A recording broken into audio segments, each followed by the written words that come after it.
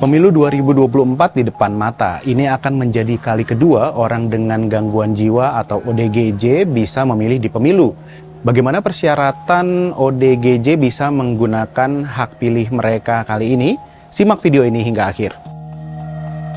Berdasarkan data KPU, terdapat 1.101.178 penyandang disabilitas yang sudah tercatat dalam daftar pemilih tetap pemilu 2024. Jumlah penyandang disabilitas ini mencakup 0,54% dari total DPT secara nasional. KPU mengelompokkan pemilih penyandang disabilitas menjadi 4 kategori, yakni disabilitas fisik sebanyak 482.414 pemilih, disabilitas sensorik sebanyak 298.749 pemilih, disabilitas mental sebanyak 264.594 pemilih, dan disabilitas intelektual sebanyak 55.421 pemilih. Setelah sebelumnya dilarang menggunakan hak pilih, sejak pemilu 2019, ODGJ akhirnya bisa menggunakan hak politik mereka. Akan tetapi ada persyaratan yang harus dipenuhi.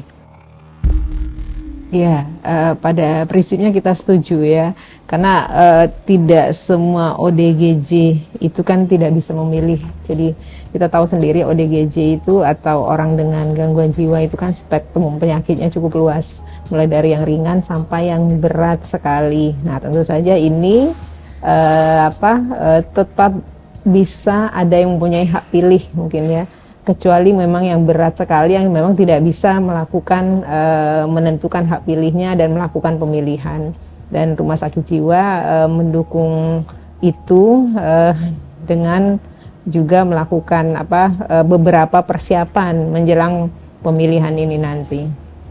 Sebenarnya kalau dari rumah sakit jiwa sendiri, kalau memang pasiennya ternyata layak pulang, itu sebenarnya bisa memilih. Nah, nanti keluarga sebenarnya bisa melihat ya, apakah memang pasiennya bisa diajak ke TPS atau malah akan mengganggu misalnya, atau dia tidak mengerti. Sebenarnya keluarga bisa melihat, karena kan tidak semua nanti kasihan juga untuk pasien-pasien yang ini harus bawa rekomendasi dari dokter, petugas KPPS juga akan memvalidasi. Sebenarnya dari gejala klinis dan ininya juga sudah kelihatan ya.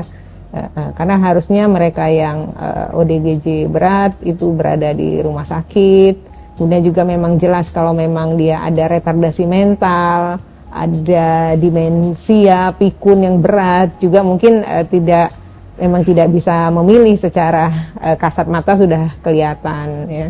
Jadi saya pikir tentang surat rekomendasi dari dokter untuk hal-hal tertentu mungkin dibutuhkan, tapi tidak semua.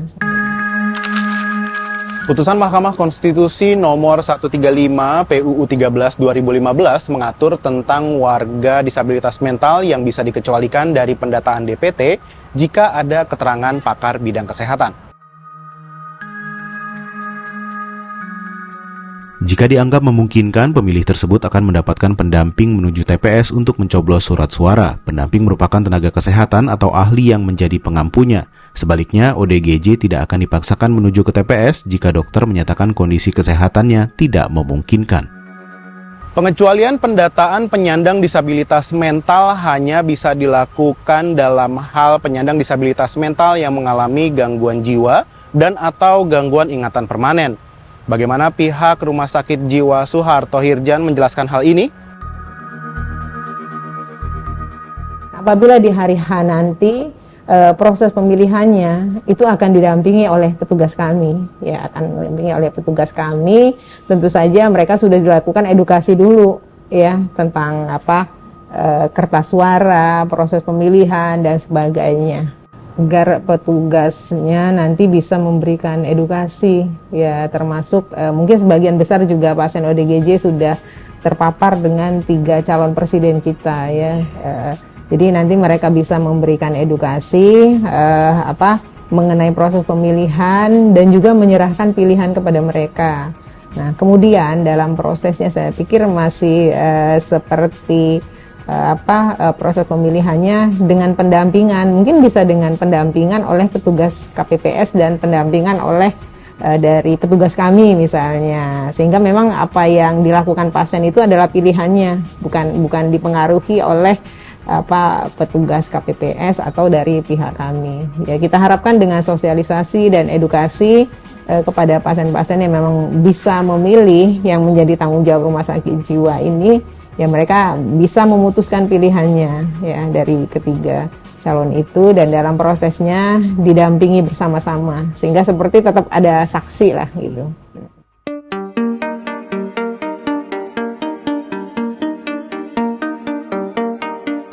Hak pilih orang dengan gangguan jiwa rentan dimanfaatkan. KPU pun diharapkan bisa mengantisipasi potensi kerawanan ini tanpa mengabaikan hak pilih ODGJ pada pemilu mendatang. Mari kita kawal penyelenggaraan pemilu 2024.